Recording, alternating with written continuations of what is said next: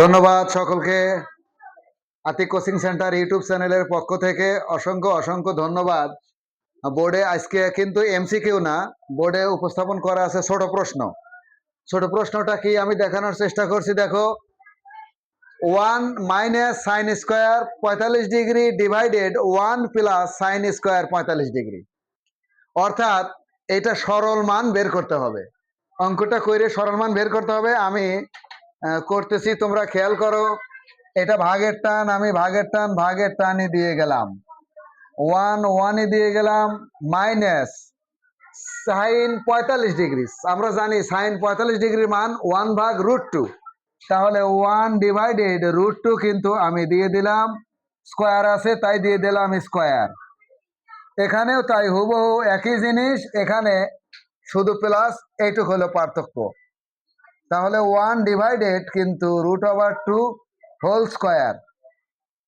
এর পরের লাইনটা দেখো, আমরা 1 দিয়ে দিলাম, মাইনাস 1 একে স্কোয়ার করলে 1ই হয়, আর এইটা ভেঙে দিলে কি হয়, রুট আর স্কোয়ার কিন্তু কেটে যায়, থাকে কি শুধু 2। এখানেও তাই 1 প্লাস 1 ডিভাইডেড 2। এইটা আমি ট্রান্সফার করে দেখো এই জায়গায় নিয়ে গেলাম।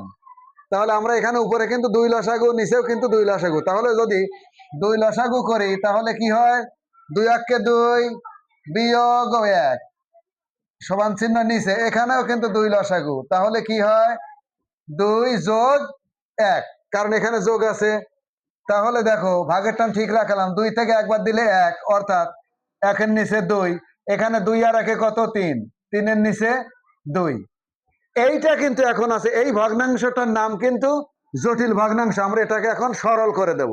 সরল কিভাবে করব, এইটা কিন্তু উল্টায় দেবো। এটা মূল দাগ, মূল দাগের উপরের অংশ, অর্থাৎ এই হাফ কিন্তু ঠিক থাকবে, আর নিচের অংশ 3/2 এইটা কিন্তু উল্টে যাবে। তাহলে আমি লিখলাম কি, হাফ গুণন এই 2 কিন্তু যাবে উপরে, আর এই 3 আসবে নিচে।